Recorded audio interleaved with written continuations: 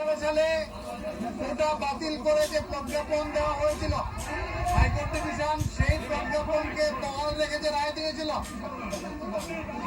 Appeal বিভাগ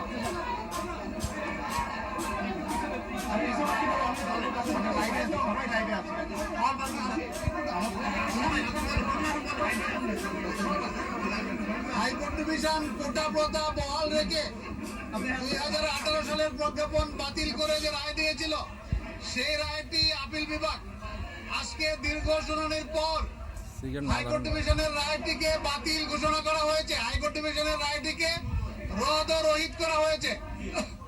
high court ডিভিশনের রায়টিকে রদ ও রহিত করা হয়েছে, অর্থাৎ হাইকোর্ট ডিভিশনের রায়টি বাতিল বলে গণ্য হলো।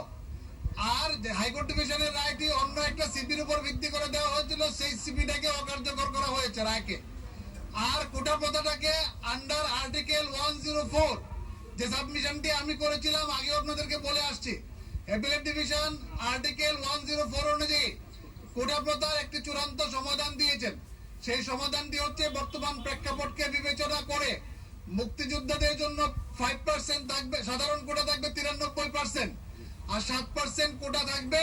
তার মধ্যে 5% হচ্ছে মুক্তিযোদ্ধা, তার সন্তান এবং তার পুত্রদের নাতি নাতনিদের জন্য, আর 1% হচ্ছে নৃগোষ্ঠী যারা রয়েছে, ক্ষুদ্র নৃগোষ্ঠী তাদের জন্য, আর 1% হচ্ছে প্রতিবন্ধী এবং তৃতীয় লিঙ্গ তাদের জন্য। অর্থাৎ টোটাল কোটা হলো 7%, আর মেধায় হলো 93% নিয়োগ পাবে। আন্দোলনরত শিক্ষার্থীরা যে দাবি করে আসছিল সর্বনিম্ন কোটা থাকতে হবে 5%, এর থেকে সর্বোচ্চ সংখ্যা তারা বলে নাই। অ্যাপিলেট ডিভিশন সার্বিক দিক বিবেচনা করে আন্ডার আর্টিকেল 104 সেটাকে 7% নির্ধারণ করে দিয়েছেন এবং সরকারকে বলেছেন 3 মাসের মধ্যে এই সংক্রান্ত গেজেট জারি করে অ্যাপিলেট ডিভিশনে দায়ের করার জন্য 3 মাসের মধ্যে গেজেট করার জন্য বলে দিয়েছেন এবং ছাত্রছাত্রীদেরকে আহ্বান জানিয়েছেন তারা যেন ক্লাসে ফিরে যায়, শান্তিপূর্ণভাবে ক্লাসে ফিরে যায়। গার্জিয়ানদেরকে আহ্বান জানিয়েছেন তারা যেন তাদের সন্তানকে বুঝিয়ে ক্লাসে ফেরত যেতে বলে এবং শিক্ষার্থী যারা রয়েছে তারা যেন আদালতের প্রতি সম্মান রেখে তাদের এই আন্দোলন থেকে, আদালতের আদেশের প্রতি সম্মান রেখে তারা তাদের আন্দোলন থেকে সরে যায় এবং আজকেই যেন ঘোষণা দেয় যে তারা আর এই আন্দোলনের সাথে নেই। এবং যে ক্ষয়ক্ষতিগুলি হয়েছে, প্রাণ ঝরে পড়েছে, এই জন্য অ্যাপিলেট ডিভিশন দুঃখ প্রকাশ করেছে। একটি লম্বা অবজারভেশন অ্যাপিলেট ডিভিশন দিয়েছেন, সেই দিক বিবেচনা করে আজকে যে রায়টি দিয়েছে সেটি একটি ঐতিহাসিক রায়। আমাদের যে কোটা প্রথার প্রচলন চলে আসছিল সেটিকে সংস্কারের একটি ধারা আমি বলবো রেখে অ্যাপিলেট ডিভিশন যে রায় দিয়েছেন আমরা বলবো এই রায়টি যেন সবাই মেনে নেন এবং আন্দোলনরত শিক্ষার্থী যারা তারা যেন ঘরে ফিরে যান, তারা যেন শান্তিপূর্ণ পরিবেশ বজায় রাখেন এবং এই আন্দোলনকে কেন্দ্র করে তৃতীয় পক্ষ যারা মাঠে আসছে আমি বলবো তাদেরকে তারা যেন আর ঘোলা পানিতে মাছ শিকার না করেন, তারা যেন আর রাষ্ট্রীয় সম্পদের না করেন, তারা যেন এই ঘোলা পানিতে মাছ শিকার করার যে প্রবণতা, তারা এই কোমলমতি শিক্ষার্থীদেরকে ভুল বুঝিয়ে তারা তাদের সরকার পতনের আন্দোলনের হাতিয়ার হিসেবে ব্যবহার করার যে অসৎ উদ্দেশ্য এবং অসৎ প্রবণতা তার থেকে যেন তারা ফিরে যায় সে আহ্বান আমি তাদেরকে জানাবো। এবং রায়ে এইটিও বলে দেওয়া হয়েছে যেহেতু বিষয়টি পলিসি ম্যাটার, আজকে আলোচনার সবচেয়ে বড় বিষয় ছিল যে বিষয়টি পলিসি ম্যাটার।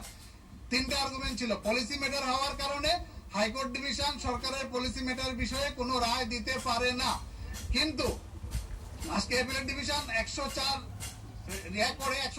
ধারাকে অবলম্বন করে যে নির্দেশনা দিয়েছেন সেখানে কিন্তু আবার এক্সিকিউটিভকে বলে দিয়েছেন যে পরবর্তীতে তারা ইচ্ছা করলে কোটা পরিবর্তন এবং সংস্কার করতে পারবে, এই রায় কোনো বাধা হয়ে দাঁড়াবে না। আরেকটি বিষয় ক্লিয়ার করা দরকার যে হাইকোর্টের জাজমেন্টে মুক্তিযোদ্ধা এবং তাদের সন্তানদেরকে ব্যাকওয়ার্ড হিসেবে উল্লেখ করা হয়েছিল, কিন্তু অ্যাপিলেট ডিভিশন মনে করে বা আমরা সাবমিশন করেছি যে মুক্তিযোদ্ধারা আমাদের জাতির সূর্য সন্তান, তারা আমাদের গৌরব, তাদেরকে কখনোই ব্যাকওয়ার্ড হিসেবে চিহ্নিত করা যাবে না, তারা ফরওয়ার্ড থাকবে সবসময়, তাদের সম্মানার্থে এই কোটা দেওয়া হয়েছে, এটা তাদের সম্মানের বিষয়। আর অন্যান্য যারা পেয়েছে তারা তাদের রাইট হিসেবে সংবিধানের আর্টিকেল 28, 29, 14 অনুযায়ী যেভাবে প্রোটেক্ট করতে বলা হয়েছে সরকার সেভাবে তাদের রাইট এবং তাদের ইন্টারেস্টটাকে প্রোটেক্ট করবে।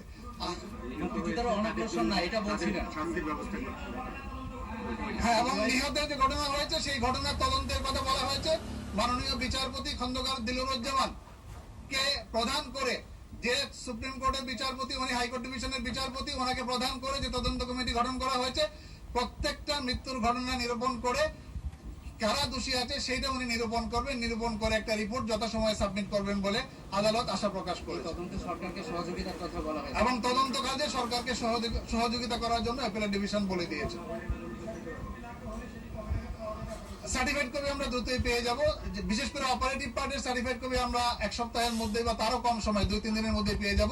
পুরো জাজমেন্ট পেতে আমাদের একটু সময় লাগবে। পুরো জাজমেন্ট বাংলাদেশের কোটা সিস্টেম এখন খুবই পরিষ্কার। 93% সাধারণ কোটা, 5% মেধাবী কোটা বা সাধারণ কোটা আমরা যেটা বলি, আর 5% মুক্তিযোদ্ধা, তার সন্তান, তার নাতি নাতনি, আর 1% ক্ষুদ্র নৃগোষ্ঠী, আর 1% হচ্ছে প্রতিবন্ধী এবং তৃতীয় লিঙ্গ।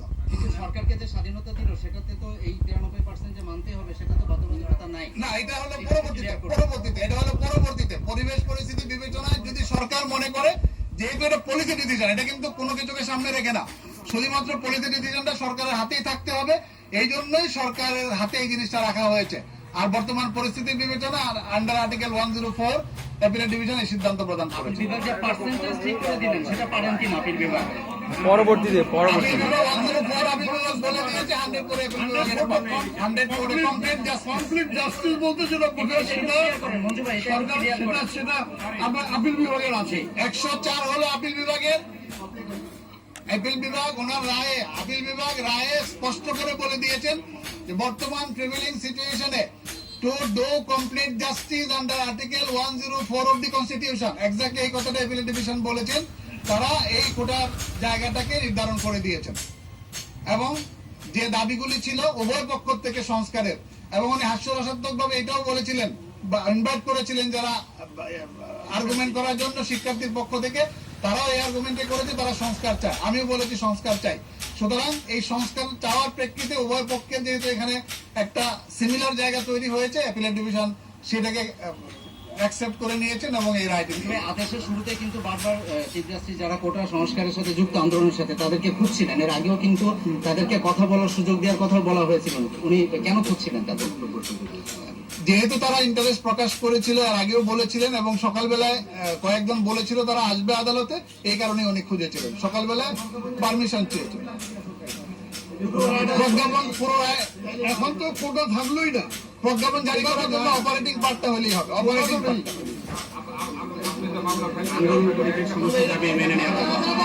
দাঁড়াও,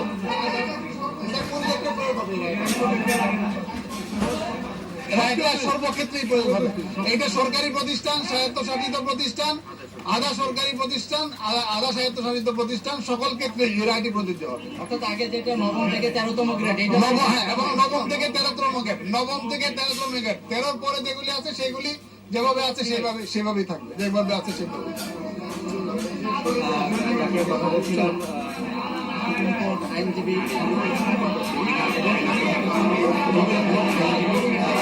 আমরা শুনছিলাম সুপ্রিম কোর্ট আইনজীবী শাহ মঞ্জুরের কথা, যে এবার সাধারণ ছাত্রদের হয়ে আরো একজন আইনজীবী কথা বলেছিলেন আহসানুল করিম। আমরা একটু আহসানুল করিমের কথা আমরা শুনতে চাই।